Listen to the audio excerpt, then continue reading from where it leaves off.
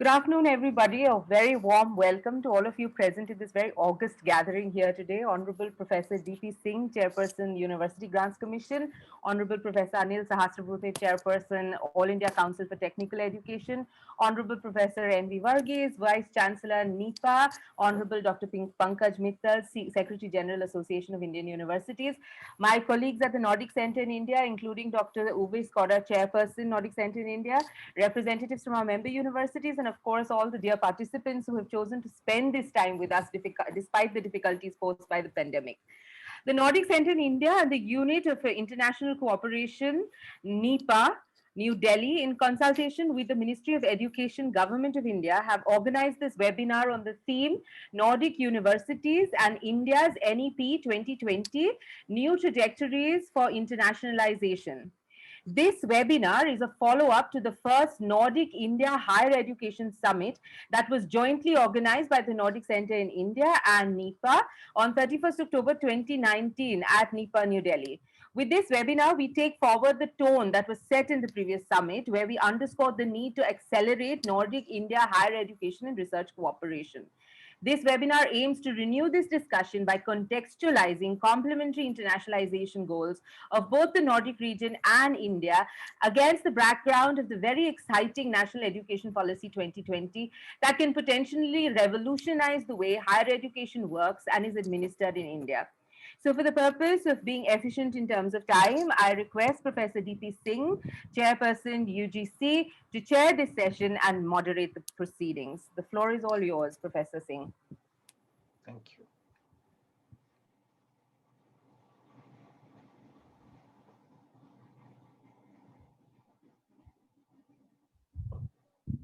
Sir, you are muted. Okay. You are muted. You have to unmute. Yes, now it's unmuted. Honorable Professor Anil Sahasrabudhe ji, Chairman AICTE, Chairperson Nordic Center in India, Dr. Uwe Skoda, Director NCI, Christabel Rowan, Professor N.B. Varghese, Vice Chancellor NEPA, Dr. Pankaj Mittal, Secretary General, Association of Indian Universities, all the invited speakers, all the participants, distinguished guests and friends. I take this opportunity to welcome you all in this webinar on behalf of the Ministry of Education, Government of India, and also on behalf of the University Grants Commission. And in this webinar, we have first distinguished speaker with us, and I invite Professor Anil Sahasrabudhe, Chairman AICT, for his presentation or observations. Professor Sahasrabudhe. Thank you, Professor D.P. Singh, Chairman UGC. Good afternoon, everyone. We have amidst us Professor Varghese, Dr. Uwe Skoda, Christabel Rowan, and Dr. Pankaj Mittal, and many other Nordic representatives who are present here and who are going to speak. We had last year a webinar which happened in the in the premises of the NEPA itself, and that time we had a lot of discussions on how Nordic universities and India can work together. As a follow-up of this particular webinar happening during pandemic, COVID times, when there are a lot of crises which all the nations of the world are facing on one side, and the national new education policy being in place. That is the occasion when new trajectories for internationalization, when we are discussing, we must look at what are those features in the new national education policy which are making this very, very relevant. First of all, this policy is a game changer, transformative in more than one ways. While on one side, there is multidisciplinary universities, research universities being talked about, multiple exit, multiple entry, learning in mother tongue, use of technology in various facets of education, whether it is in terms of values, Indian knowledge systems, teacher education, and all variety of innovation which is being talked about in this policy, which I am aware that many of the Nordic universities have been following for quite some time. But we have done one step ahead in many ways, including the academic bank of credits, how we exchange credits, how a student can be empowered to do courses from multiple places and still get an award of a degree. So many expansionist things and a lot of emphasis on autonomy is there. While all of this is happening, there is very, very significantly what is today important is internationalization. We have already had Study in India program a couple of years ago. In terms of ICCR, students were coming from abroad, our students were going abroad. But many times we found that it was in the ratio of 1:10. Number of students coming into India and number of students going outside, they were in the ratio of 1:10, more than 10, in fact, in many cases. And that is where it cannot be a single street, we must have a two-way street. And that is where in the internationalization, when we talk about what are those things which we need to do, have been under our eagle's eye, and we are trying to find out what are those missing links and which we need to develop. Number one, we have to certainly improve the quality, quality of education, quality of infrastructure, quality of the students' office, international students' office, hostels. We need to have a single portal where students will be aware of what all programs are available in which universities, and they can take a call on where to go and what to study. To aid this, in the last 3-4 years, some of the schemes which then MHRD, now called Ministry of Education, has been driving. One of them is GAN, the Global Initiative of Academic Networks. More than 2,000 plus faculty members from different universities across the globe came to India for 1 week or 2 weeks and delivered lectures. This was a very, very strong bonding which has started developing between Indian universities and the foreign universities. Along with that, the program called SPARK, Scheme for Promotion of Academic and Research Collaboration, where large-scale funding is possible in terms of faculty of our Indian institutions have to collaborate with a foreign university, without which funding will not come through. So I think that is forcing Indian institutions to go for international collaborations. And that's why when there are new trajectories being developed, even prior to the new national education policy coming into the fore, the policy has given further fillip to that. And therefore, when we talk about semester exchange and the already existing programs like twinning programs or dual degree programs, they will certainly be accentuated. Many of the foreign universities which are in the top global 500 will be allowed to set up their campuses in India, and Indian good institutions will be allowed to go abroad. I think a true, what we call as a global perspective is coming and emerging from out of this new education policy.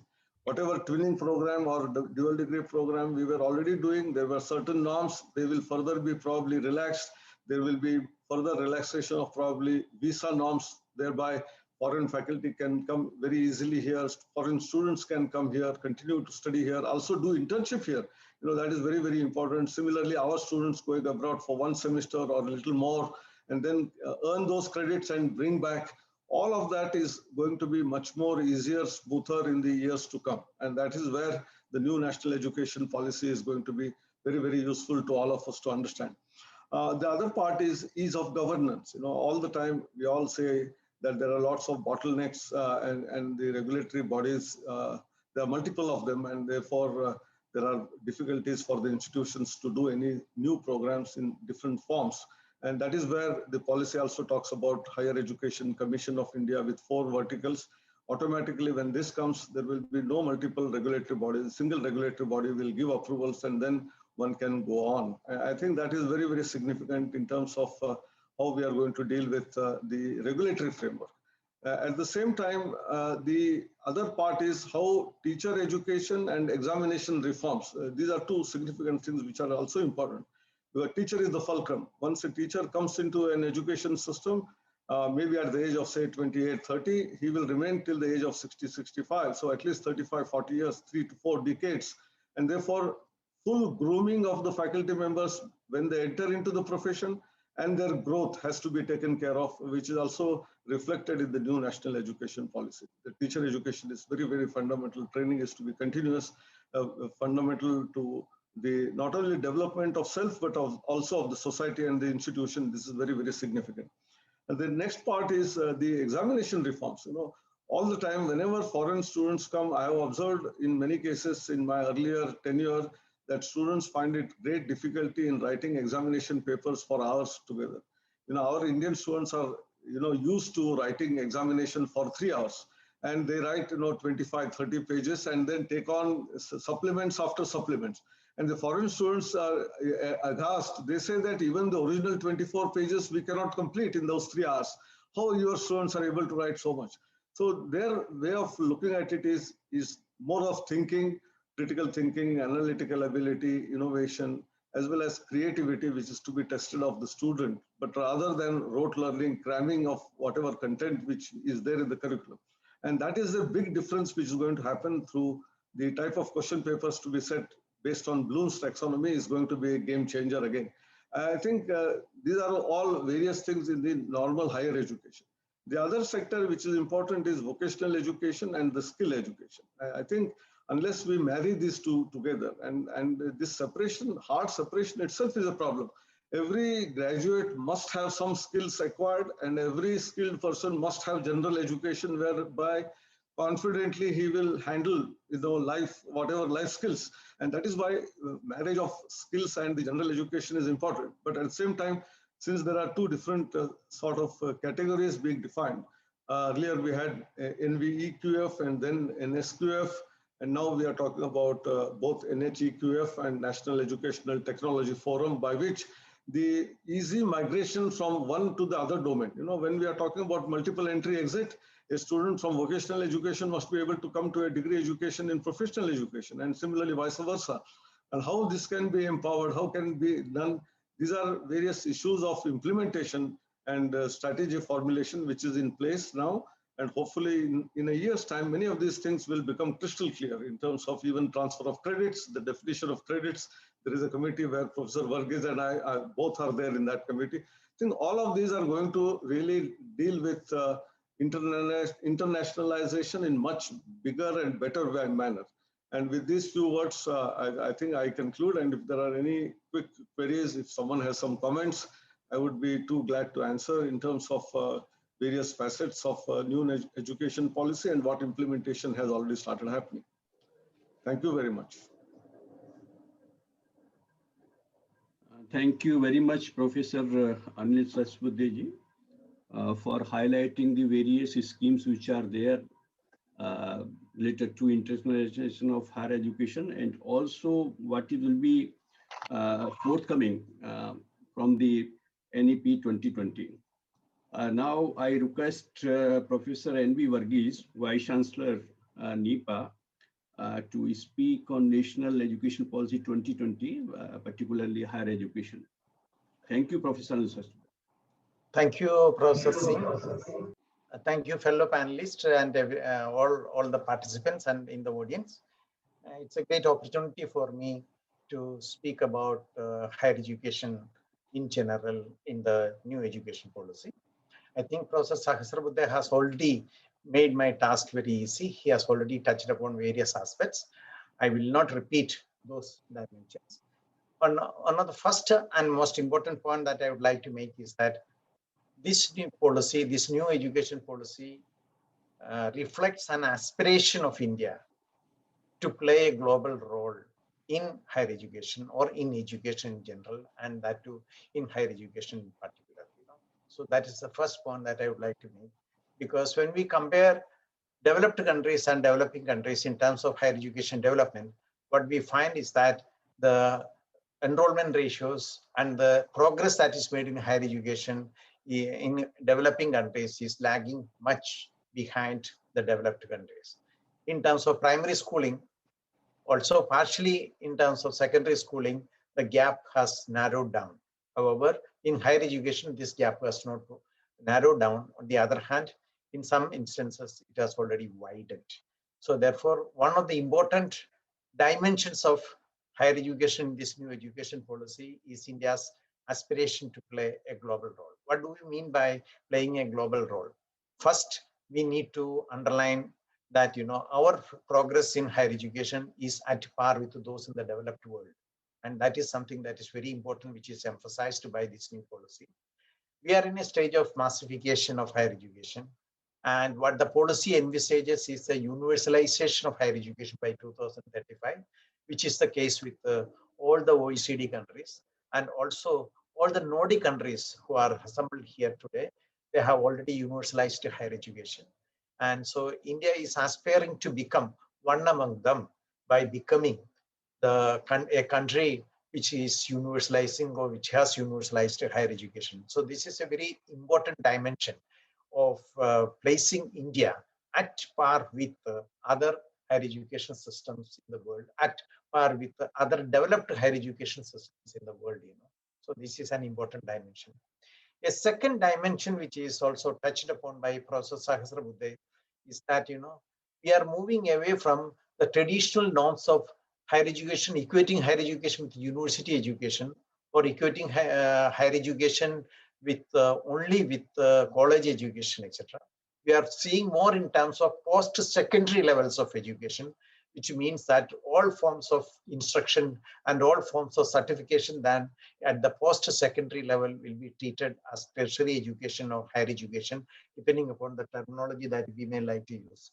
And this has a lot of implications, the flexible pathways of learning, in the sense that you can move from one pathway of learning to another pathway of higher learning, from vocational education to general education, and also from sciences to liberal arts. And there are various ways in which one can try to see. And also the institutional arrangement that you're talking about pursuing higher education, it is not only the research universities, but also the teaching universities, but also various forms of arrangements that are coming up, in institutional arrangements are coming up, are very important to see that, we are not talking about a highly fossilized, unified structure of higher education. It is a more flexible ways of promoting and facilitating higher learning, So that flexible pathways to learning is another important dimension.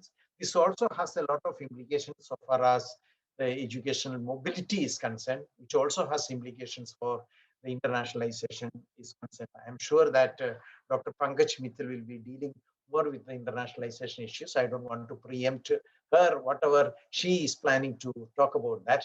But let me make one or two important dimensions of internationalization that I want to talk about. One is that unlike many other countries that are talking about globalization, internationalization in the context of globalization as a market mediated process, one thing that unites Nordic countries with India is that we are not talking about a market mediated form of internationalization. When you're talking about this, it has a lot of implications because we are not talking about higher education as part of the general agreement in trade in services, like trade, cross-border trade of programs, cross-border trade of students, cross-border trade of institutions, cross-border trade of teachers. We are not talking in terms of trade in education when we are talking about the Nordic countries. This is also because of the fact that it is a market mediated process. This is very important to note that India continued to be a higher education sector which was dominated by the state-funded, state-controlled, state-regulated sector. But today, more than 78% of the institutions and more than 66% of the enrollment are in the private sector. Even with this sector, when you are talking about internationalization, we are not talking in terms of trade, we are not talking in terms of the market mediated process of internationalization. That is a very important dimension of internationalization. For example, India is trying to establish the point that I tried to make in the beginning. India is trying to establish its role as a global leader in education. India is ready to give fellowship programs, scholarship programs to attract foreign students to come to India.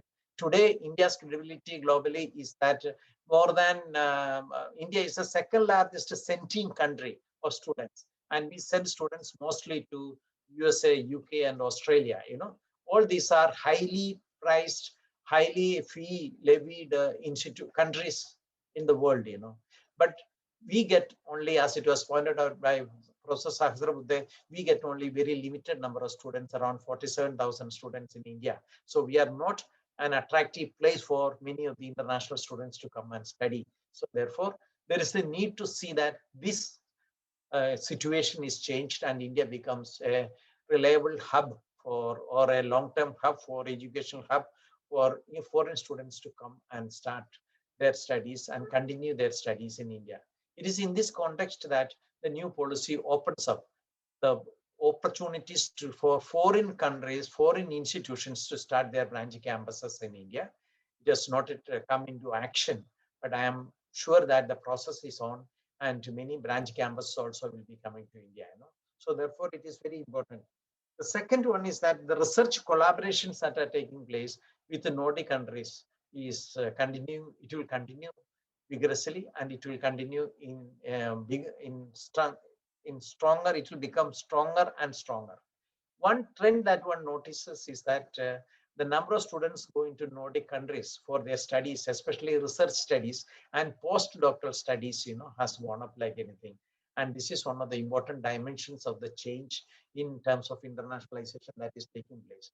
The positive fellowship arrangements, and also there are certain positive aspects of laboratory facilities, etc., which are extended in the Nordic countries, which are contributing substantially to the globalization process and internationalization process. So the point that we are trying to emphasize is that these collaborations are not for profit. These collaborations are not for revenue generations, and therefore the Nordic India collaboration for internationalization needs to be seen very differently from the internationalization and collaboration that takes place with other regions. We also have a lot of things to learn from the Nordic countries. Similarly, Nordic countries also have a lot of things to learn, because India is the largest democracy and one of the oldest democracy in the world. And the Nordic countries in general promote democracy and liberal studies. From that point of view, it is very, very important that, these countries come together. When we look at the Nordic countries, we feel also that, very happy that, the happiest countries in the world are located in the Nordic region. Sir, I am right? Am I right? Most all the happiest countries, whether you take happiest country number 1, happiest country number 2, happiest country number 3, all are located in the Nordic countries. But it is always a happy occasion to collaborate with a happy country, not with an unhappy country. So we will also be sharing, and you don't lose anything by sharing your happiness, and we will gain a lot by sharing the happiness. So that is something that is very important for us to learn from the experiences of the Nordic countries. The liberal democratic regime that is coexisting, and the attitude towards the deprived groups, the attitude towards equity, the attitude towards inclusion in education. These are some of the cardinal values that are promoted by the Nordic countries in general. I'm not talking about any particular country. In general, these are some of the cardinal values that are and also what we'll find that the social safety net arrangement that you find in all the Nordic countries, which is a neighbor's envy and owner's pride, if I can use that term, it's a neighbor's envy and owner's pride, which you do not find in any other parts of the world, In all other parts of the world, what trend one finds is that once the income levels are going up, inequalities are also widening. The only exception to this trend is the Nordic countries, where high income and low inequality, We'll be happy to learn a lot from the Nordic countries, not only in terms of the student exchange programs and research, especially in research, how Nordic countries have achieved this and how Nordic countries have maintained this, especially in the context of the SDGs, SDG, and therefore it will be a great opportunity for us.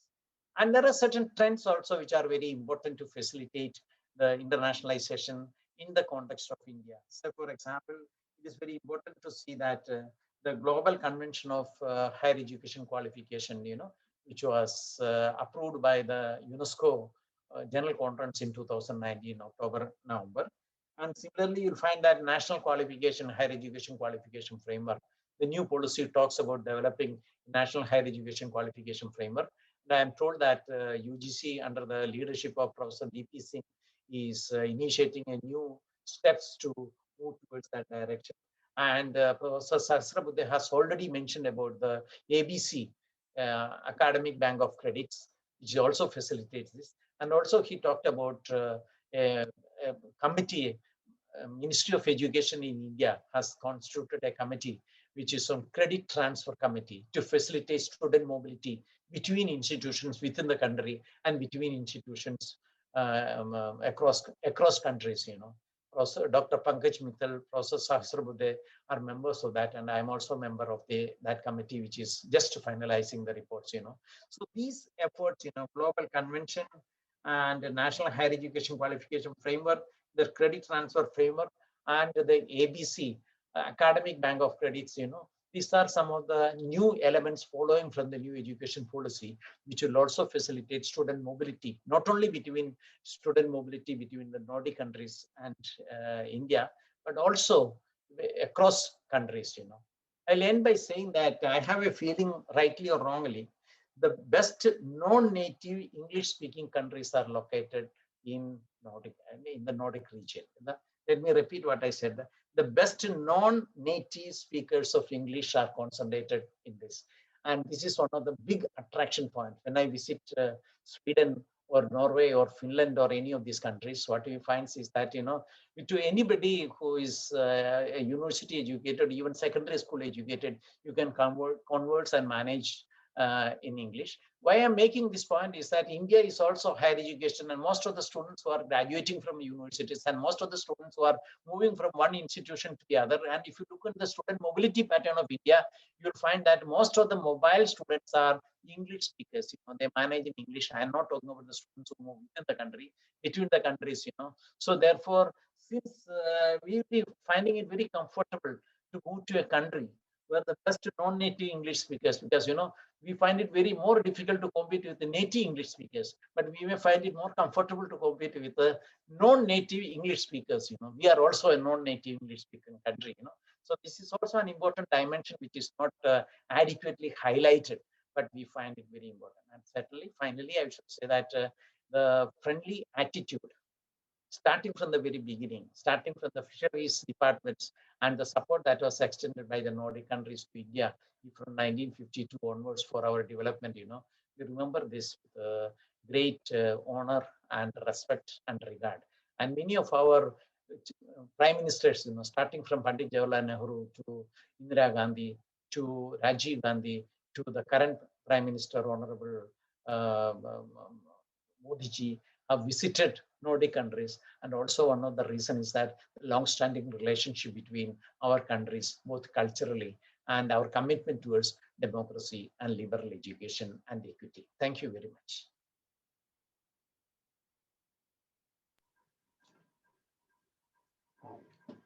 Thank you very much, Professor Varghese. And you have highlighted various dimensions, and particularly, I'm very happy that you talked about sharing the happiness. Particularly during these pandemic times, it is very much required.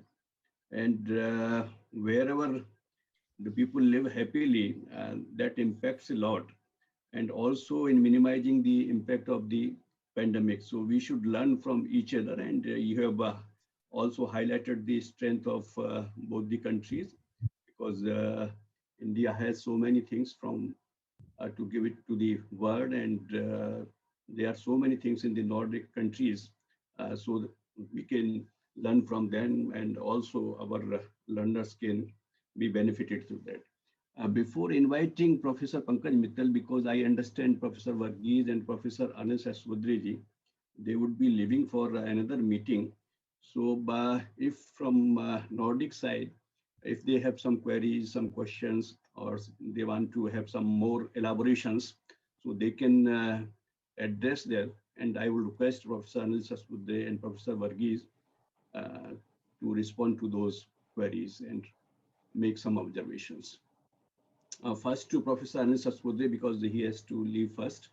So if you have something, then it's fine. Otherwise, it is up to you.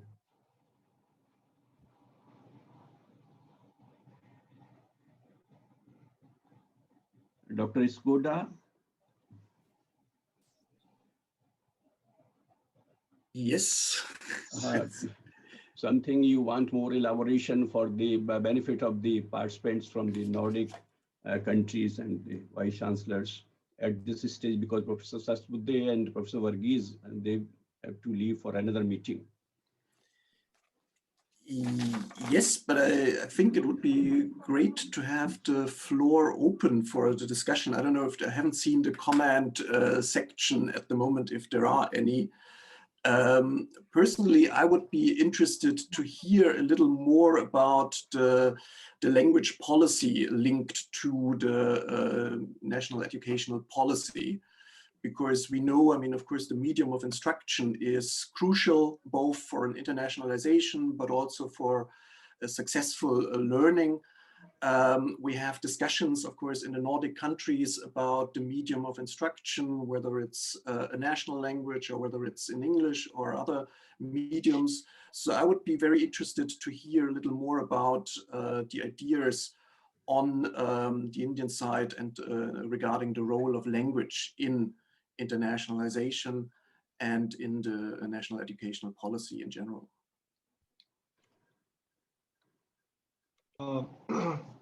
Thank you, Professor Skoda. I think I would like to reiterate that I said the elementary education, in the school would be preferably all in the mother tongue. Some of them may do in English, but English must be mother tongue for them. But otherwise, there are 22 constitutionally recognized languages and many others, so they can do their education in their own mother tongue.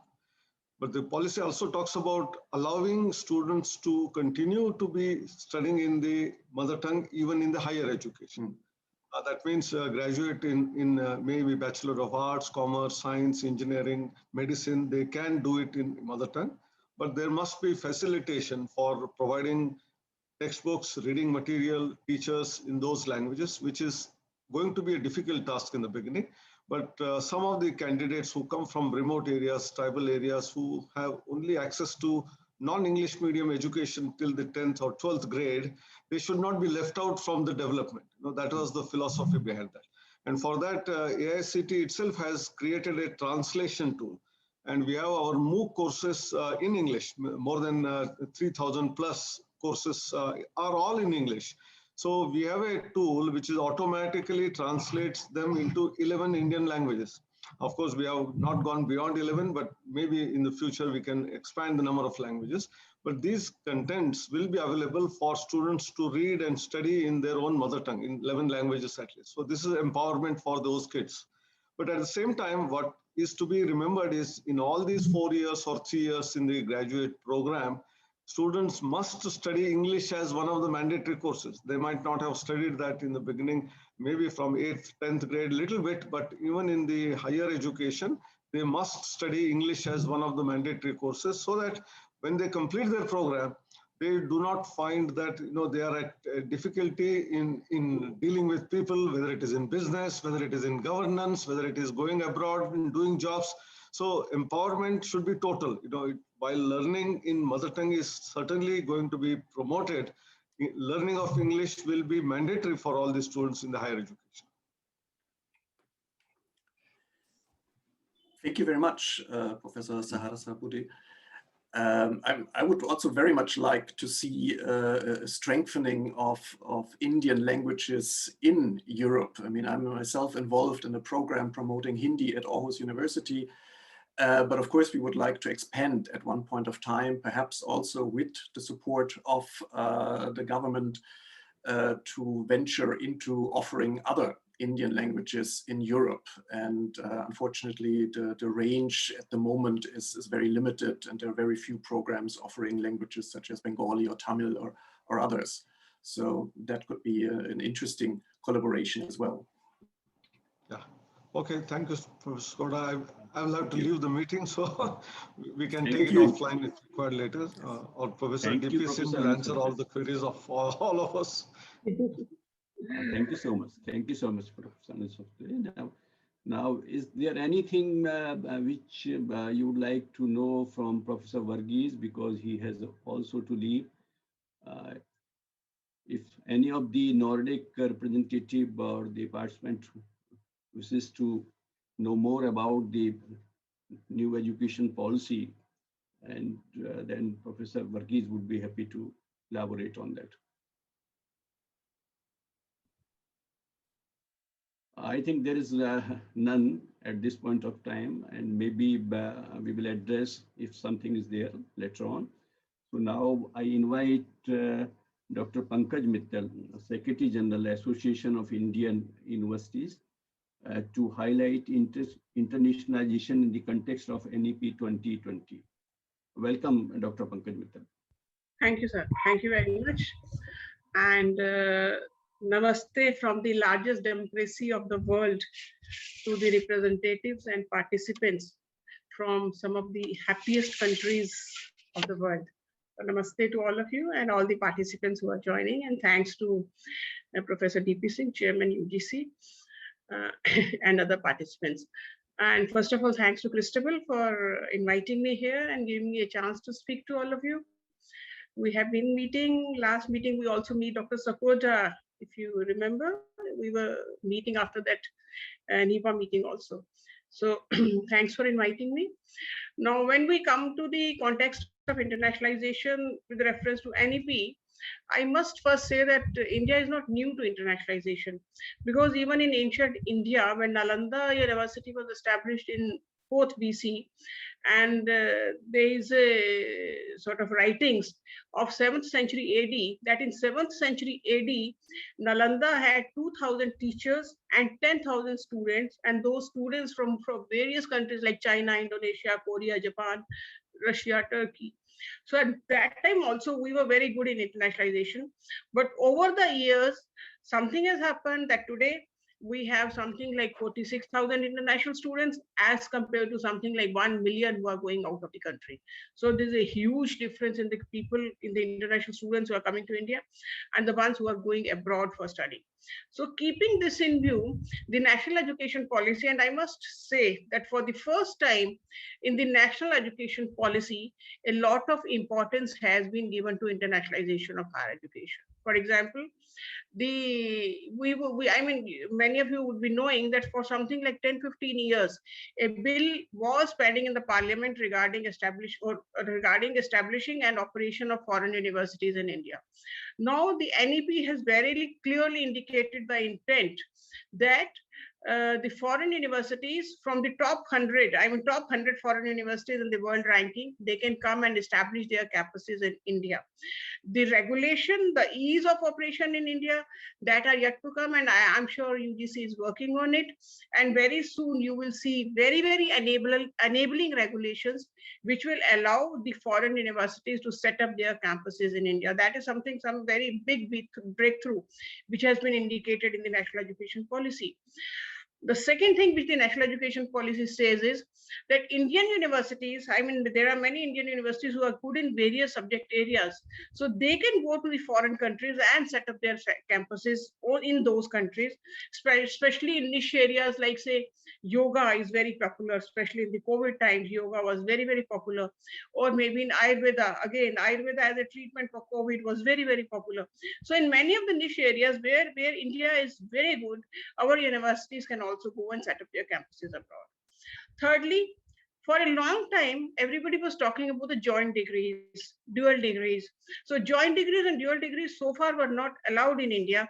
But again, this national education policy says that now India can have joint degrees with the foreign countries, with the foreign universities, and that is now possible. And UGC on its website had also uploaded the regulation for dual degrees, for joint degrees, for twinning programs, for academic collaborations. So that is already there. So the government is already working in that direction, that how to have joint degrees or dual degrees of Indian universities in collaboration with the foreign degrees. Then next, fourthly, there was a lot of issue with regard to transfer of credits, because many a times the students who did some credits from the foreign universities, they were not transferred into Indian universities. Again, the policy makes it very clear that the credits earned in the foreign universities can be transferred to Indian universities. So that is fourth. And fifth, what used to happen in Indian universities was that many times when international students are here, they were not looked after properly because of lack of international offices. So the policy says that every university which has an international office should be having, every university which has international students should be having an international office on its campus to look after each and every issue of international student, and they don't have to run from pillar to post to address their grievances. So these 5 things are included in the national education policy, and the government is working very hard to sort of implement all these 5 recommendations of the National Education Policy. Now, with regard to setting up of foreign campuses in India, just a second. I'm sure many of the Nordic countries may be wanting to set up their campuses in India. And we at AIU, we had some webinars with one professor from Harvard University, another was from MIT University, another was from University of Chicago. So these 3 were done in collaboration with the US Embassy. And when we asked them whether Harvard wants to set up a campus in India, whether MIT wants to set up a campus in India, then what we understood from those 2 universities, at least Chicago was sort of both ways, that yes, they can. Harvard said, we cannot establish a campus in India, not that because we don't want to come to India, because Harvard does not set up campus anywhere in the world. He says, if you have to experience Harvard, come to Harvard. So this is the policy of some of the very good universities, but then there were many, including there was a research study done by the NEPA, in which they had indicated that there were some universities in USA, UK, Europe, who were wanting to come and establish their campuses in India. So I'm very sure very soon there will be very good universities, at least from top 100, and maybe if the government allows below the line, like maybe top 200 also, maybe that also, but right now top 100 universities can set up their campuses in India. Now I will come to what AIU is doing to promote internationalization in India. I will talk about 3 initiatives which the AIU has taken. One is with regard to mutual recognition of degrees. So far what we were doing was that if we have to equate, like the mandate of equivalence of foreign degrees with the Indian degrees has been given to AIU by the Ministry of Education. So till now, when we had to equate the foreign university degree with the Indian university degree, we were following the duration approach. Means, say for a master's degree, if the duration here is 2 years, then if the duration in the foreign country is also 2 years, then we used to give equivalence. But then we understood that the whole world is following the credit approach, not the duration approach.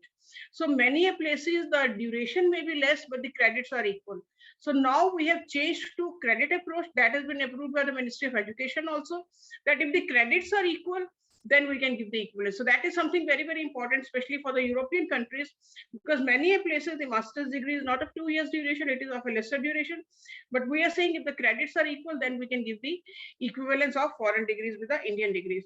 But then again, because the definition of the credit is different in different countries, so right now we are on a credit mapping exercise so that we can map the credits from Indian universities and the foreign universities and decide whether the degrees are equivalent or not. Second thing, many times when we used to visit foreign countries, we used to see that many of the foreign partners are wanting to collaborate with Indian partners, but they don't know which university to collaborate with in a particular subject area. For example, if you see the NAC rating or the NIRF ranking, through that they are able to know that which university is overall good in India. But in a subject, for example, say somebody wants to collaborate in quantum physics, so they will not know that which Indian university is very good in quantum physics. So what at AIU we are doing is that we are making an AIU collaboration portal. And in AIU collaboration portal, we are requesting all our member universities. We have 850 member universities with us. We are telling those universities that whatever you are good at, say 4 or 5 departments or subjects or facilities or research facilities, whatever you are good at, in which you want to have foreign collaboration, please indicate in the AIU portal. So once they indicate in the AIU portal, along with the credentials in terms of, say, faculty, research publications, patents, awards, everything. So once they indicate that, then in case any university, say foreign university, wants to collaborate in quantum physics and they write quantum physics on the AIU portal, down will come the list of the universities who are very good in this subject area and who are wanting to enter into international collaboration. So the collaboration will be easier. And the third thing which AIU is doing is that most of the countries, like you must have heard of NAFSA, similarly, many countries are having a network of international educators. But in India, despite being such a large country, we right now do not have a network of international educators. So again, AIU is trying to establish a Indian network of international higher educators. Why? Because in India, I told you there are something like 1,000 universities. And out of these 1,000 universities, not more than, say, 40-50 universities are very active in internationalization, and rest 950 are not active in internationalization. And out of these 950, there are many universities who are wanting to do internationalization, but they don't know how to do it, how to go about it, whom to approach, with the university to collaborate with. So they are not knowing how do I start internationalization. So what we are doing is we are making sorry, I am not very well.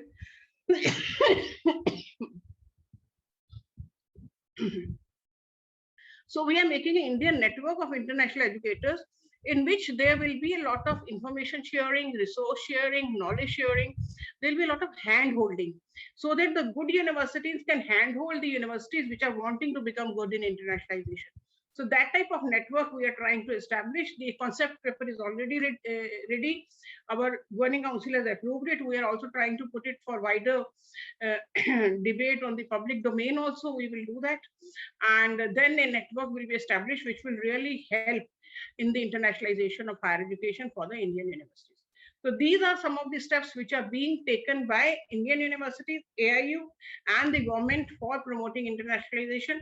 Apart from that, many issues like internationalization of curriculum, standardizing, aligning the academic calendar with the international way. I mean, the way the international universities are taking the admissions, appointment of foreign faculty, appointment of foreign students, institution of eminence, collaborations. All this is taking place today. There's a special program which is run by Ministry of Education, that is SIP, Study in India program, in which they are trying to invite many international students. So like this, there are many programs. Because the time is less, I cannot be sort of talking about each and every aspect. But then if there are any questions, we can give specific answers to the queries later. Thank you very much. Thank you, Christopher. Thank you. So. Thank you, Dr. Pankaj Mittal, and take care about your health also. Thank you very much. And you mentioned that you are not very well, but still you joined this webinar, and we are benefited, particularly the Nordic side, with the presentation which you have just made. Thank you so much. And now I request Dr. Skoda, Chairperson, Nordic Center in India, to speak. Yes, thank you very much, Professor Singh. Also, thank you very much to Professor Sahasrabudhe or Professor Varghese or Professor Mittal. And dear colleagues, I would first of all like to start by saying thank you for participating in this event and for working on this initiative, despite all the challenges regarding COVID that we are facing. At the moment, the situation is grim indeed in India, but also in Europe. We have the rising number of COVID cases, and therefore I really appreciate that you all took the time really to join this event today. So I'm really grateful for that. Christopher mentioned already that this is the second event that we are doing, the Nordic Center in India, together with NEPA, even though it's a new format. It's a continuity from the first event, and I think it's important to remember, as Professor Varghese rightly pointed out, to remember the common ground in educational policies and why we should do this together. I think that's important to remember. Let me just briefly mention a few points regarding the NCI and discussions we had here. The NCI, with its 18 member universities across the Nordic countries and with one university in the Baltic countries, now the University of Vilnius, was established exactly 20 years ago and had its aim right from the beginning to foster closer academic ties with India and between India and the Nordic countries, and to promote international collaboration, which is mutually beneficial. It started within the fields of humanities and social sciences. Several member universities have programs focusing on India and South Asia studies, area studies with a focus on India, but also in history, political science, anthropology, study of religion, linguistics, and so on, you name it. They were crucial in setting up the center and in helping students from the Nordic countries to study in India. However, over the last 20 years, over the last 2 decades, we have seen crucial shifts in the demands from the member universities that are funding the center, but also in terms of internationalization in general. And the NCI tries to facilitate as much as possible these new initiatives together with the partners in India. One such shift is the shift towards the STEM disciplines, towards science and technology programs dealing with sustainability issues, green technology, smart cities, etc. There is a huge potential in this field, which has been discussed on the highest political level, but also at the university level in many places. For example, the NCI had a discussion with the University of Bergen recently, and I'm sure that this is a concern for DICO, which will be mentioned later on in the presentation. And of course, these initiatives have been spearheaded by innovation centers, and therefore I'm very grateful also that Jakob is here and will continue a little later on this point. Secondly, there is a focus on a balanced exchange in terms of the mobility in many Nordic countries. And Professor Varghese has also pointed out the need to think about balances in these exchanges. Of course, we have a growing number of students from India at Nordic universities. I was just mailing with a colleague from Manipal, sending a student to Aarhus. But of course, it is a government concern in some Nordic countries to have a balance in the exchange programs, and that poses challenges because some of the students, the Nordic students in science and technology or medicine, etc., are less mobile than the students in the humanities or social sciences. So we need to sort of think about balancing incoming and outcoming students in many places, which is a challenge. But there are, of course, a lot of Nordic universities, for example, in Finland, interested in recruitment of students from India, and NCI has been involved in some of these initiatives. Perhaps also Kaisa will refer to this point. Another point I would like to mention is, of course, there are new fields also emerging. I mean, it's not just teacher mobility or student mobility, but it's also a shift in terms of content and the emergence of, for example, Nordic studies in India. We just had last week a summer school together with the Center for European Studies at the JNU. And this again was part of an ongoing set of initiatives, so to say, and we are sort of working on enlarging these initiatives. Now, the most recent shifts, and that's the second point I would like to make here, the recent shifts in internationalization we see now over the last 1.5 years, were perhaps less actively sought and more imposed on us as a consequence of Corona. But of course, it poses a range of opportunities and challenges. So we have gone through a different type of teaching and research over the last 3 semesters. This is the third Corona semester at Nordic universities. And it raises crucial questions about the internationalization of the future. For example, I mean, we see very contradictory and perhaps complementary tendencies in this crisis. On the one hand, we see enormous technical advances. We all became Zoom experts or Microsoft Team experts or whatever platform we are using these days. We can reach far more students potentially with these means, provided they have access. And we saw this with the summer school at JNU last week, students joining from all sorts of places. We record far more sessions like this one and create databases with online courses and so on. Many of these tendencies are, of course, not new at all, but we just went through a process of acceleration over the last semesters under the current conditions. So this is the one side. On the other side, we also see that face-to-face interactions, on-campus interactions, are valued by students and teachers alike, and we see the limits of digitization and online teaching. Students are happy to come back to campus and appreciate interactions on campus. So we cannot just shift everything to online and see this as the bright future.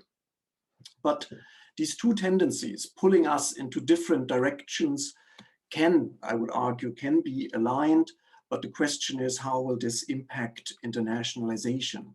Will we see these elements of what one might also call new forms of an internationalization at home, not just in the sense of employing staff, as the phrase has been used earlier on, but also with new forms of internationalization, for example, virtual internships that many students are doing now? Will these forms stay with us? Probably. But how can we balance these tendencies in meaningful ways, and for whom is it meaningful?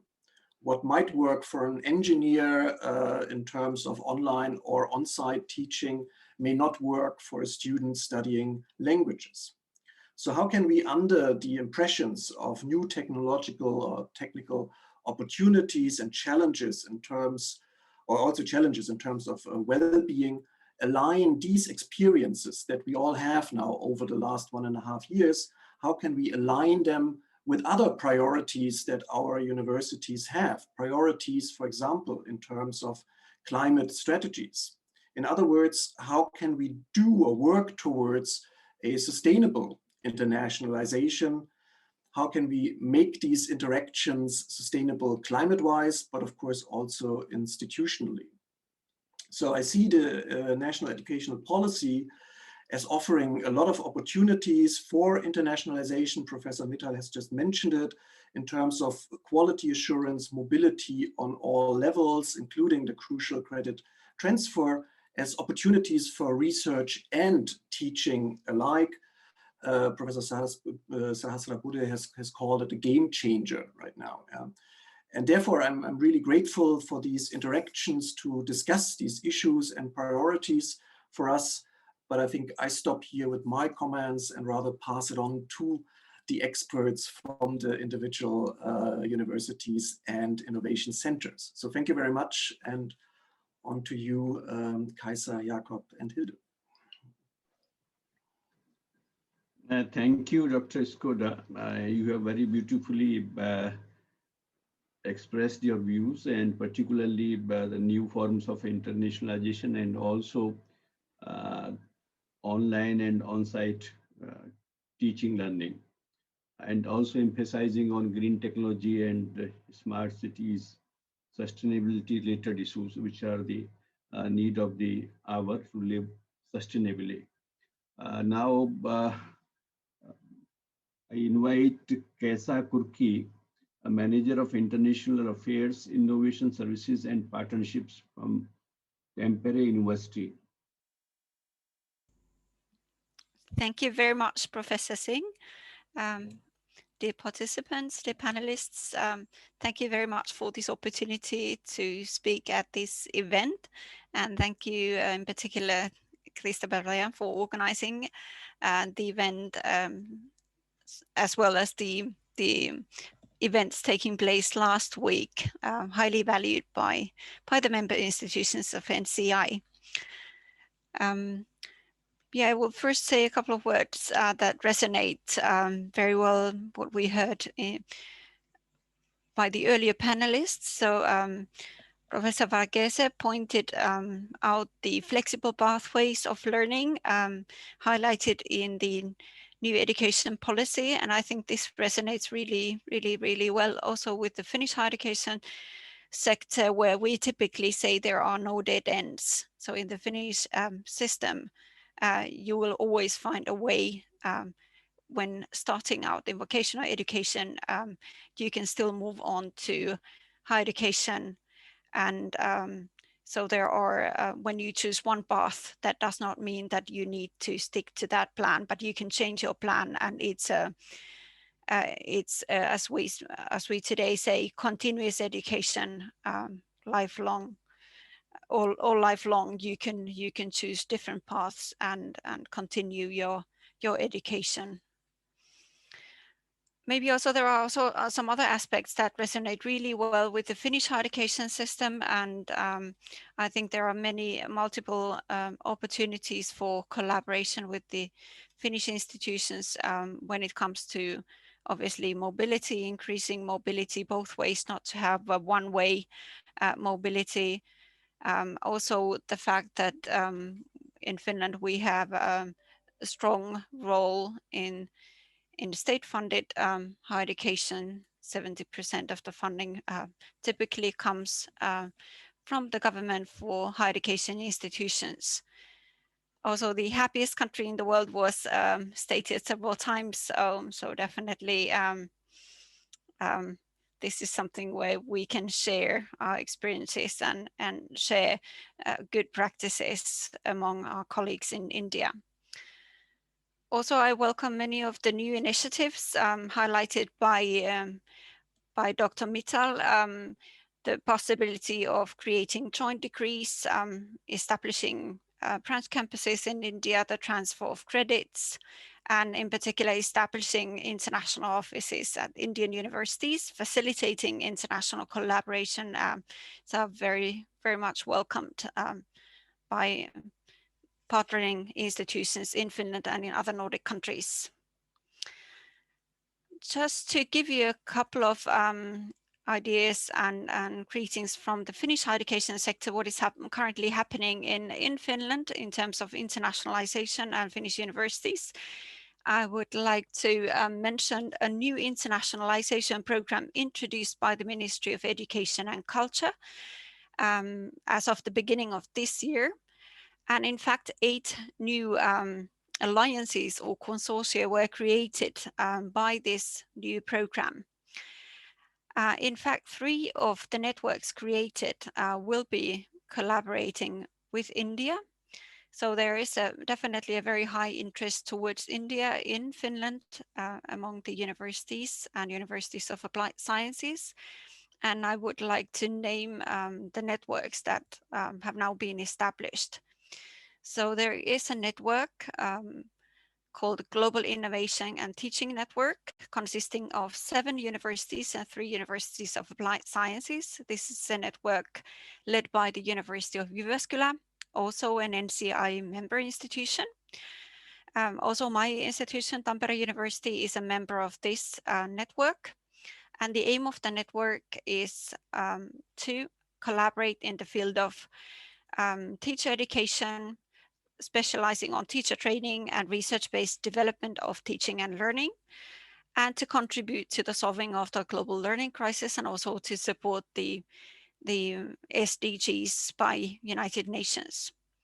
So of course, within this network, we'd like to foster genuine and reciprocal collaboration between Finnish and Indian institutions and share our practices and our lessons learned with our partners. And so, as mentioned, the focus is in the activities, research-based innovation, development of learning and teaching curricula, also learning environments and educational systems. So those are the aims of this particular network, in which we now have a strong Finnish representation with the 7 universities and 3 universities of applied sciences. And the second network focusing on collaboration with India is an INFICOR network led by Aalto University. It will be focusing on collaboration with IITs, 23 IITs. And this network consists also a number of institutions in Finland. So 11 universities altogether and 15 universities of applied sciences, with the focus on flagship collaboration, artificial intelligence, material bioscience, next generation networks, 5G, 6G, and also other areas of collaboration are possible. There the focus is obviously in these fields, in research and also in educational programs, but also on development of entrepreneurship education. Also, a third network has been established, in particular in light of collaboration with India, and it's called EduCase platform. And this network comprises 11 universities and 15 universities of applied sciences. Here the focus is on problem-based learning methods and joint projects with our partner institutions and other stakeholders between the Finnish institutions and the Indian stakeholders. So the aim is to find real life challenges and find solutions to these challenges in projects where students also participate. So I think this is a very new, innovative way of tackling our everyday problems and finding research-based solutions to these, and also enable student participation and increase student participation in the programs. So as you can see on a national level, there is also a high interest towards collaboration with Indian institutions.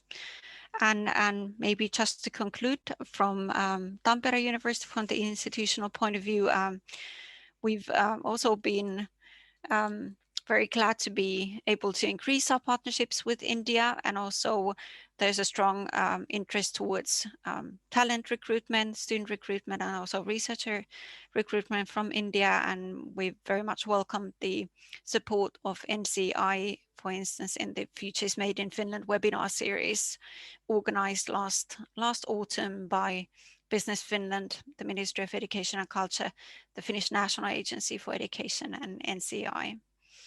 And in fact, among our staff members, Indian researchers and students are the largest group of non-Finnish researchers and teachers.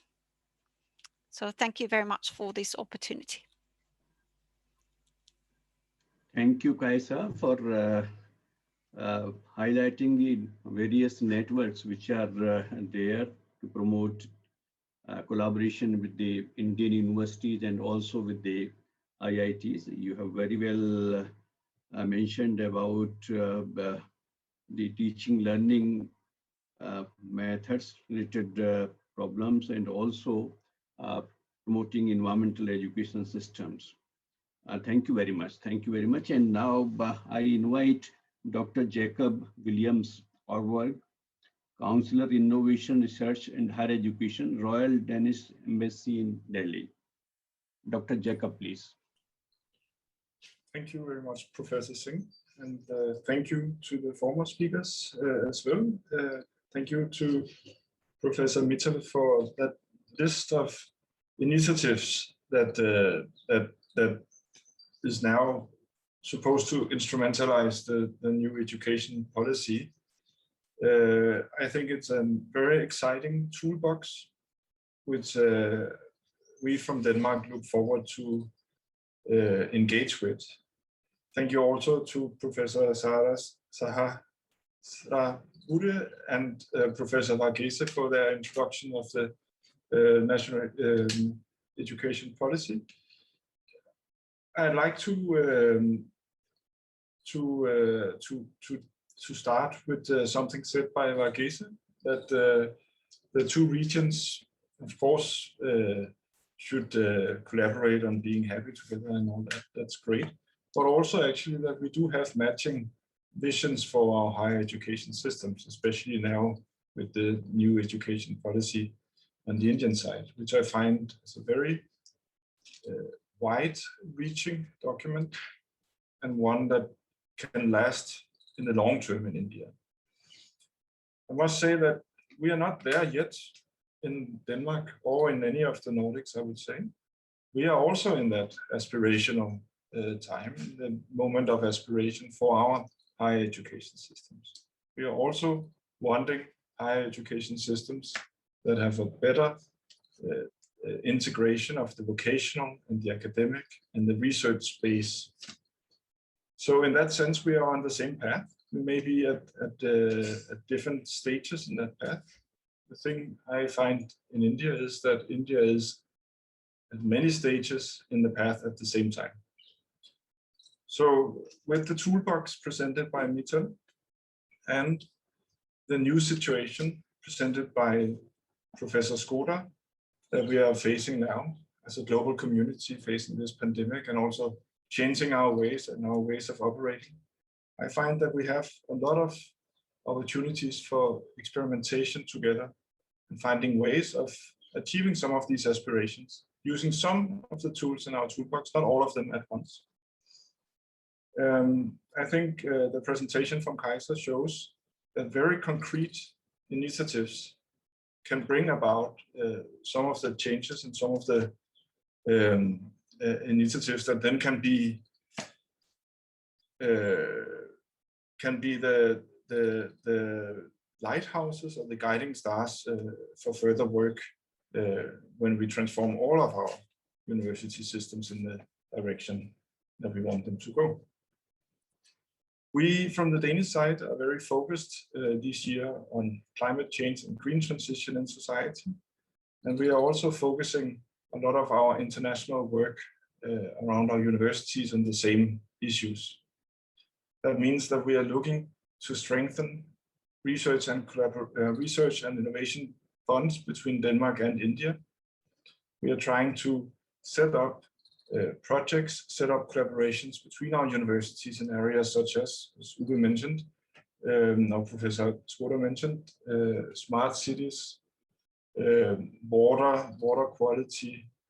We are also looking very much at carbon capture, sustainable agriculture, and so forth. So we are really looking to see research collaboration and student mobility, as well as joint teaching of students in those areas going forward. I think that is the way that we can transform together. It's by finding specific areas and specific instruments that we can make exemplary collaborations within and on the basis of. Professor Varghese said something else. He said that in this disruptive time, perhaps, or he said something that hinted to a different situation, that since we are disrupted now for our internationalization, what does it mean for the prospects going forward? He said that the Nordic countries usually do not have profit as the driving force for their internationalization, which is true for Denmark as well. We have a base of scholarships that we can offer to the Indian students. And then, of course, we do have a payment element that can also be activated. But our main reason for internationalization is not profit for the universities. It's quality in our own degrees, and it's student recruitment, which should further on lead to more collaboration with the home country, with India, or integration of the students into the Danish labor market, so that we can benefit from not only the talent of the students, but also their network back in India when we go forward and collaborate with India.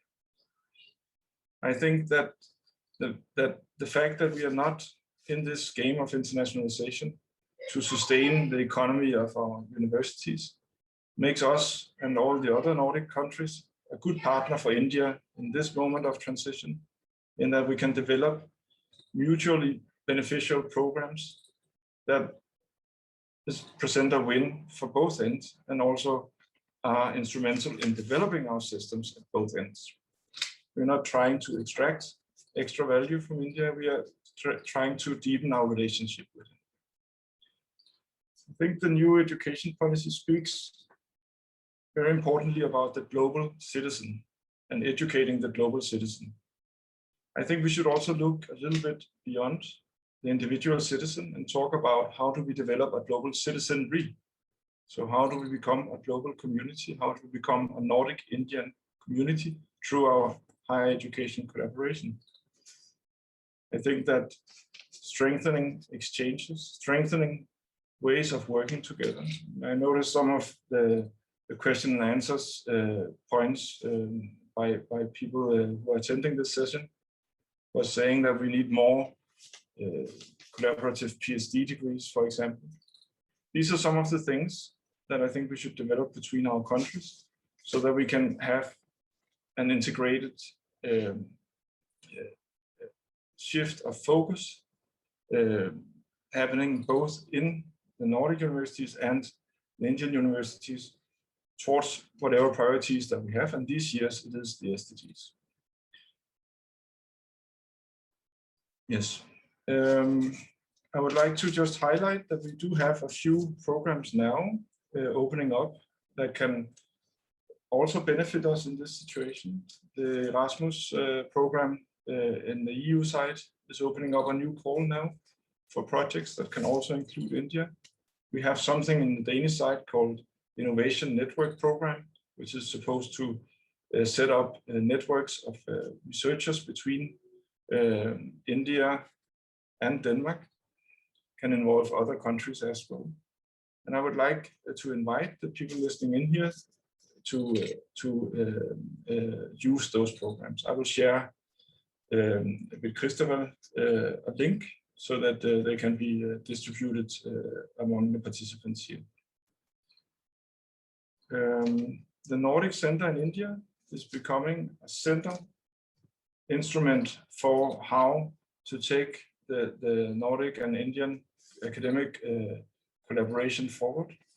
And I would hope that we, among the 4-5 countries and the 3 Baltic countries, can make a push to support this institution further, because this discussion, the ability to have a quite open discussion in an area like this between the countries and India, I think is an amazing opportunity which has come to us from the hard work of the Nordic Center in India and their engagement with the Indian stakeholders. So I very much salute the Nordic Center in India, as well as the UGC, the Association of Indian Universities, and the Department of Education, as well as NEPA, for arranging this discussion, and I look forward to many more events in it. Thank you.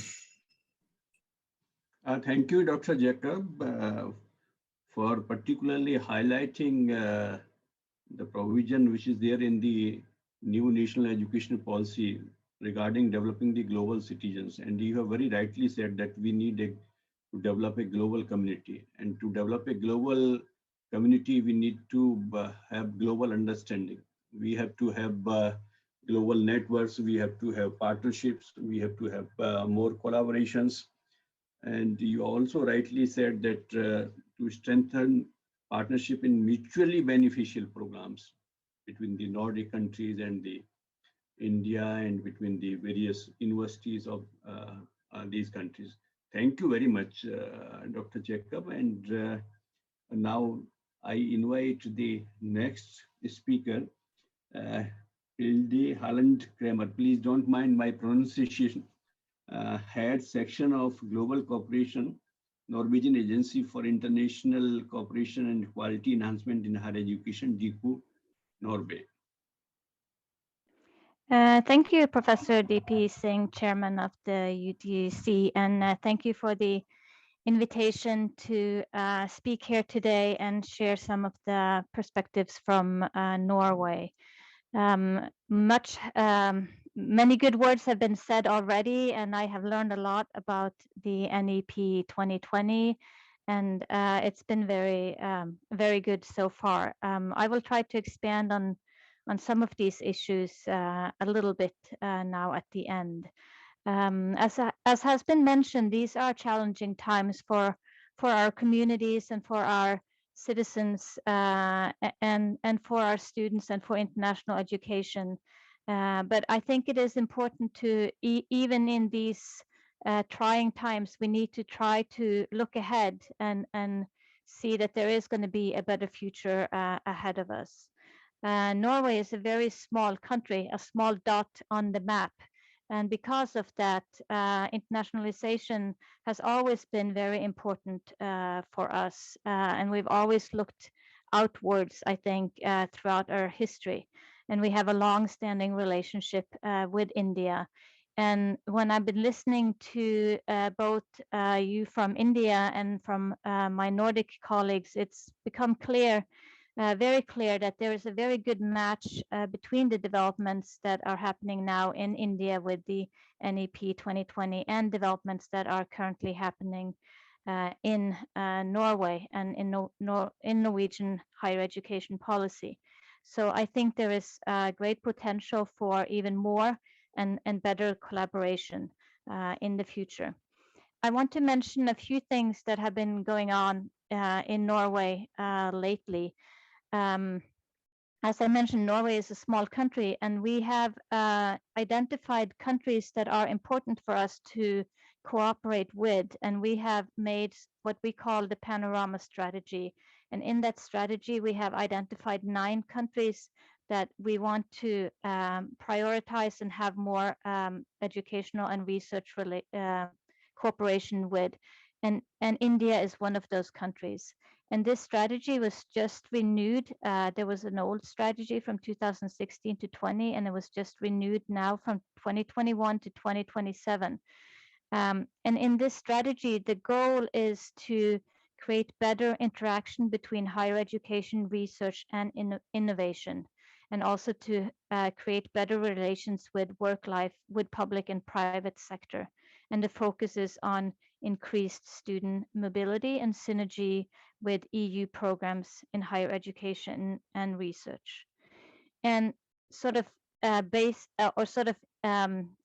grounding this strategy is, of course, that all this should also produce research-based knowledge, education, and innovation that promotes the SDGs from the United Nations. There are, I'll mention at the end, but there are some tools also that the government has in order to encourage more cooperation and mutual partnerships. The principles that this strategy is based on is quality, relevance, reciprocity, long-term, and responsible international collaboration. And as Jacob mentioned, much of the rationale for internationalizing higher education is that this also contributes to better quality in higher education, both in the host country and in the country that sends the students. I also want to mention a white paper on student mobility that the government published last year in October, and that was approved by the parliament this winter. I think it was in February, because it shows what I mentioned earlier about looking ahead, because in this white paper, there is an ambitious goal that in the future, 50% of all Norwegian students in higher education should have a mobility stay during their sort of academic career. That can be for a full degree, it can be for a shorter or a longer exchange. And it is a very ambitious goal, because today our figures are around 16-17%. So that means that we are encouraging the higher education institutions in Norway to have a change in culture, that exchange is the norm, that exchange is something that should be integrated into all study programs, and it should be something that's expected of all students, and that they should opt out of exchanging instead of opting in. So that is the future we are working towards. Also, the white paper focuses on incoming students to Norway as a resource. It is important for the internationalization at home that we have international students that come to Norway, because even if we should reach the goal of 50%, there is another 50% that stays at home, and we want students to come from all over the world to enrich our student communities and our learning environments. And also, as I mentioned, student mobility needs to be part of institutional collaboration. It should be part of the institution's strategies for internationalization, and there should be a connection between research projects and student mobilities and educational programs. And also we would like more students. Of course, the focus will be on Europe. The Erasmus program is it's the biggest mobility program in the world, but we also want more students to go to countries that are among our prioritized countries, and the countries that are also in the non-English speaking world. As was mentioned by several people, there is also in Norway an imbalance between Indian students going to Norway and Norwegian students going to India. But I think with the changes that are signaled through the NEP 2020 and some of the funding opportunities that both the Indian and Norwegian government have, I think we can see an increase in number of students in the future.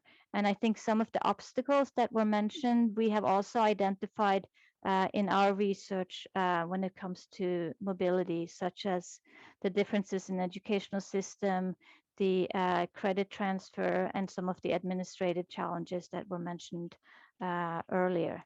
At the end, I just want to mention some of the funding opportunities, and most of, or actually all of these, or most of them have calls coming up this year. So there is opportunity for new applications to be created, and people can start talking as we speak. We have several instruments within the Panorama strategy. There is one called INTPART, which is a cooperation between the Norwegian Research Council and DIKU, and it aims to develop world-class research and education groups through international cooperation. We have another funding scheme that is called Utforsk, and it's only for these 9 prioritized countries. And it promotes cooperation in education and mutual student and staff mobility. And they have a new call in late 2021. And we also have a specific program that is geared or targeted towards teacher education, and they have a call coming up now in May already. And then, as Jacob mentioned, there are also opportunities within the Erasmus program. And I think it is quite possible to have good synergies between some of the national funding schemes and Erasmus through, for instance, international credit mobility, but also through Horizon Europe, and to really foster the connection and the coupling between education and research.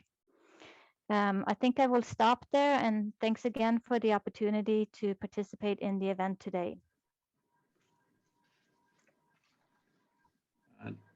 Thank you very much. Thank you very much. And you have rightly highlighted how you are going to encourage the international students, and particularly treating the international students as a resource. Thank you all the Nordic speakers who had your comments and your observations, your presentations. They will be benefiting the Indian side also, and we have known the various aspects on which the different countries are working, and the universities are collaborating with the Indian universities and the higher educational institutions, including IITs. Now it is my turn to make some concluding remarks as the chair of this webinar. Distinguished panelists and the participants. At the outset, I compliment the organizers, a Nordic Center of India and NEPA, for organizing this webinar on a very important theme, and that is Nordic Universities in India's NEP 2020, New Trajectories for Internationalization. I thank the organizers for extending me this privilege of being here amongst you all, especially the Nordic audience, as chair of the webinar. During the course of this webinar today, valuable contributions have been made by the esteemed speakers who have provided insights into the subject under discussion today. From Indian side, we have distinguished panelists, AICT chairman himself, he was here, the Vice Chancellor of NEPA, and the Secretary General of the Association of Indian Universities. And they are the responsible key players. As it was mentioned by Professor Sahasbuddhe, that NEP is a game changer. And all these speakers, they have a lead role to play as far as the implementation of the new national education policy is concerned. From the Nordics side also, I compliment the NCI for inviting these speakers and who have shared their views, experiences, aspirations, and expectations from each other. Friends, as you are aware that India has recently committed itself through the new national education policy, that is NEP 2020, towards revamping this system, making way for large-scale transformational reforms, not ordinary reforms, but transformational reforms in both the school as well as the higher education sector. With the quickly changing global ecosystem and employment landscape, this policy envisions a higher education system that focuses on how to learn. How to learn. It enables our learners to think critically, to be able to analyze, to be able to solve problems, to be creative, innovative, and to be able to adapt. NEP 2020 also aims to make our young generation of learners aware and understand global issues and make them truly global citizens committed to human rights, sustainable development, and global well-being. It was highlighted by one of the speakers about the global community and global collaboration and global citizens. This national education policy NEP 2020 aim at paradigm shift by equipping our students, teachers, and educational institutions with the right competencies and capabilities and creating an enabling and reinvigorated education ecosystem for a vibrant new India.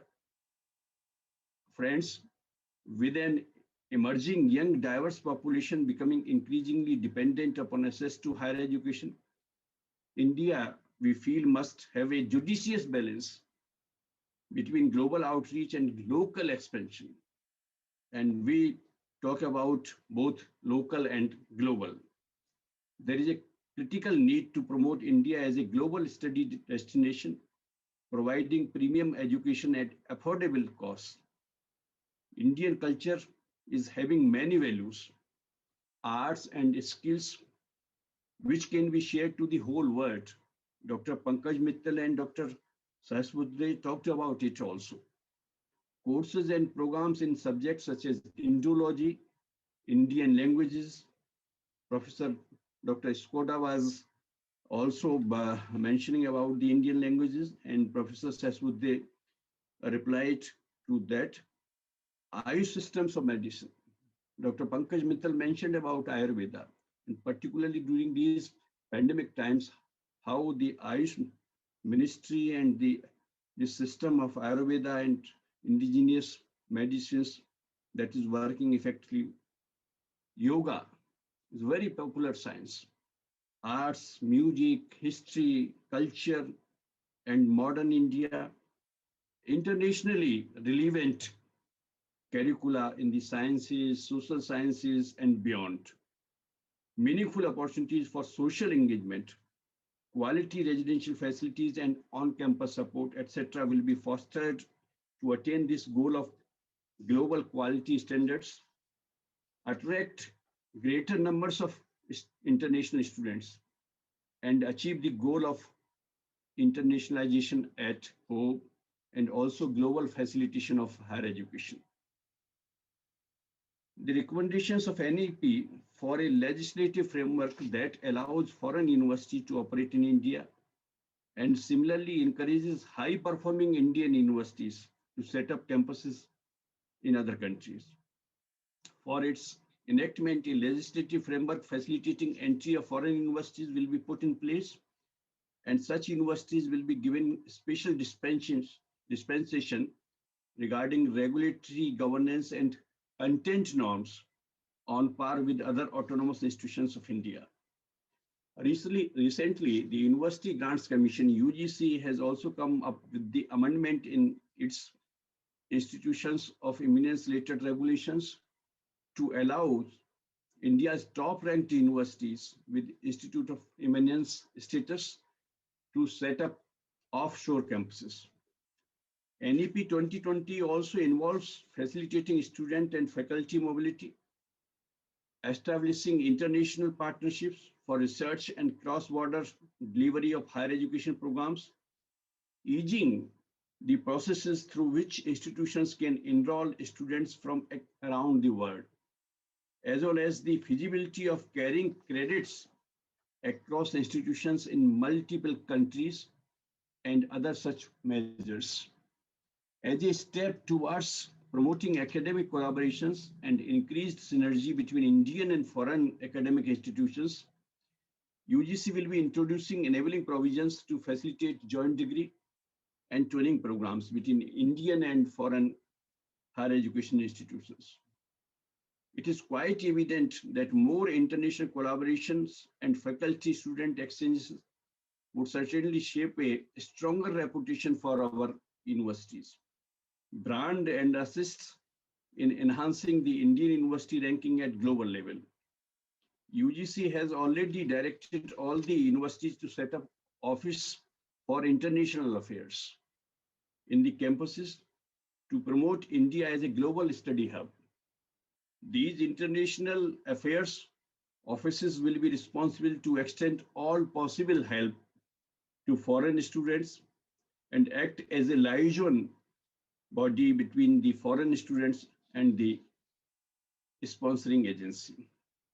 Recently, UGC has also released draft regulations for establishing an academic bank of credit in line with the NEP 2020 in its efforts to promote internationalization.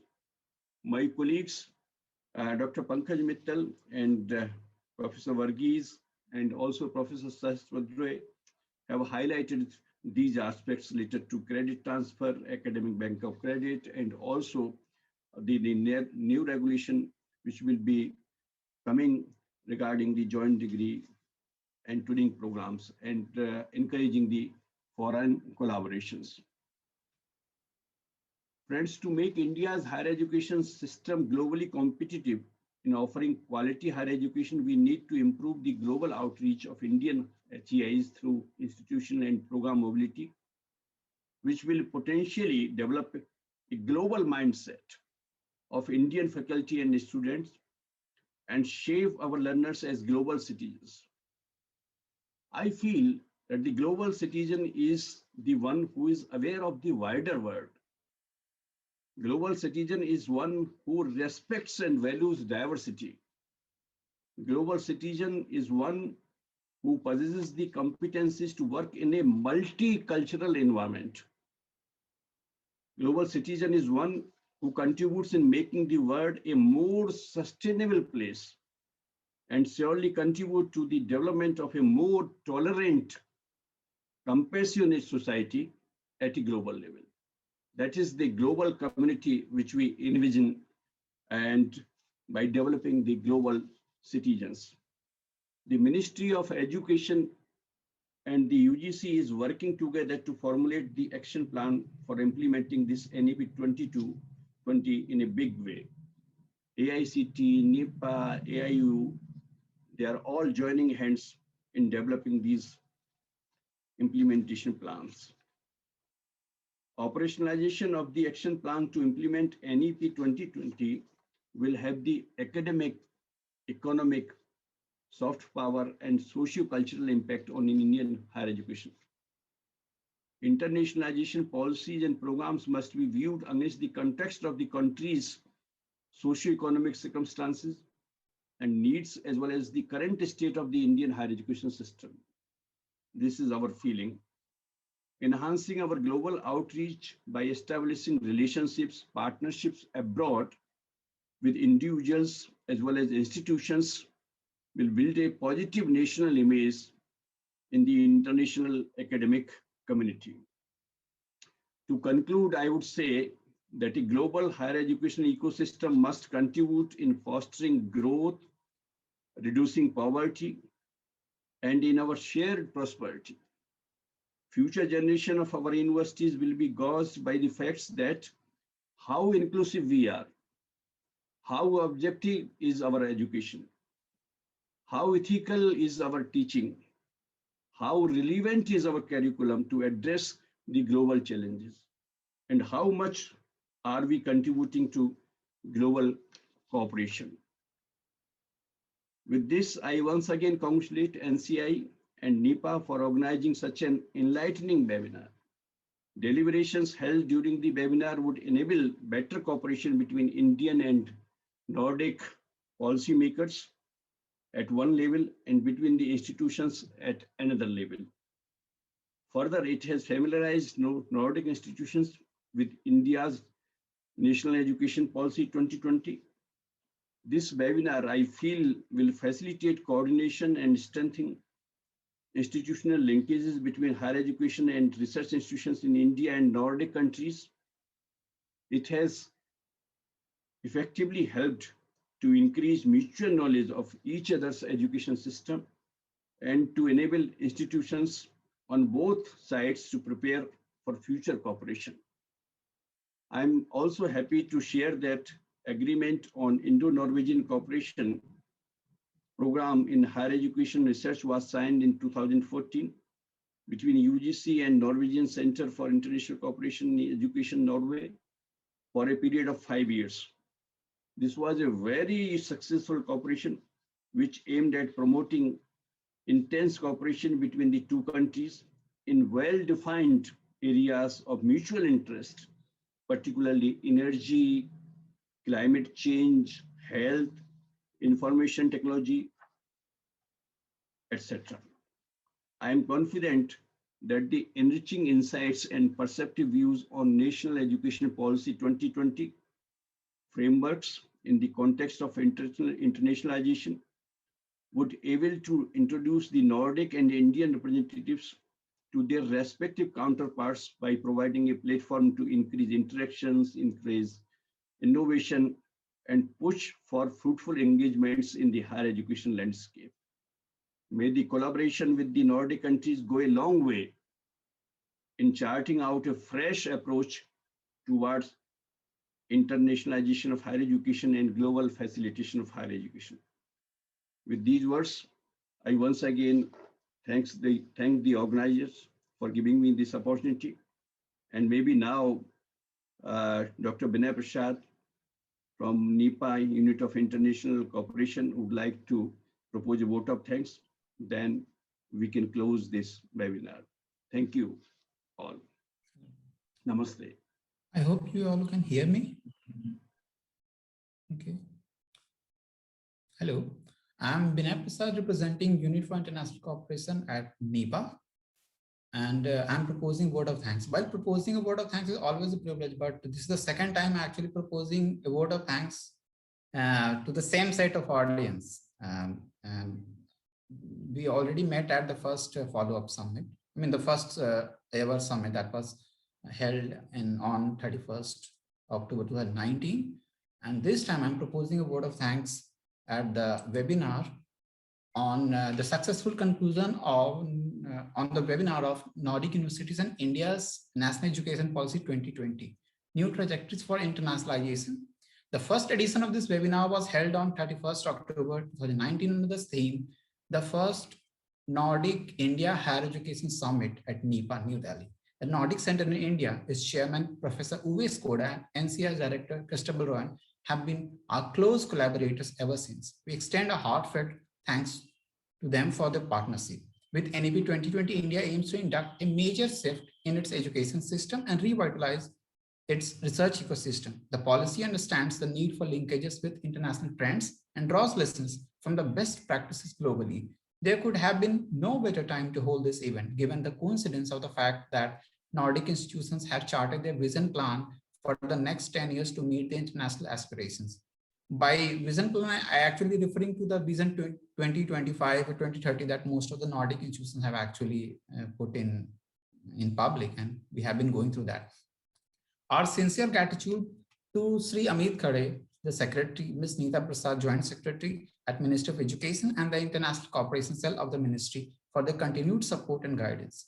We are grateful to Professor Sahasra Buddhe, Chairman AICT, Dr. Pankaj Mittal, Secretary General AIU, for not only agreeing to share important insights, but also for supporting this dialogue between India and Nordic countries by returning to be a part of the second edition of the event. We extend our thanks to other representatives of the Government of India and representatives of the diplomatic missions of the Nordic countries for gracing the occasion with their valuable presence. We are especially thankful to Professor D.P. Singh for kindly agreeing to chair the discussion. He provided fresh insights into the different themes of the webinar and how interrelated they are. Further, it is under his guidance, UGC is drafting the regulation to allow joint and dual degrees, as well as training programs that would facilitate closer cooperation between Indian and foreign higher education institutions. We are hopeful that the sharing of the highlights of India's National Education Policy 2020 in the core areas of internationalization would prove of utmost value to participants and institutions from the Nordic region. We would like to thank the Nordic panelists, Kaisa Kurki from Tampere University, Jacob Williams from the Royal Danish Embassy in Delhi, Hilde Halland Kramer from Norwegian Agency for International Cooperation and Quality Enhancement in Higher Education, also called as TICU, Norway, for enriching the discussions. We thank all representatives of all the institutions present at this event, in particular the heads of the international offices of the respective institutions.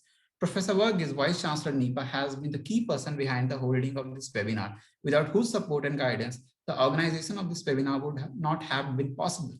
We are also grateful to him for donning the mantle of speaker and participating in the success of the webinar. We are hopeful that today's program would meet its objective in fostering closer cooperation and increased cross-border mobility, thereby making a strong Nordic-Indian network of researchers and experts in the field. I would also like to thank all the faculty members of NEPA for participating in this webinar. Our special thanks goes to the NEPA administration headed by the registrar and administrative officer, and also the ICT unit of NEPA headed by Professor K. Srinivas along with Mr. Chandra and his team, who helped in ensuring wider dissemination of this program.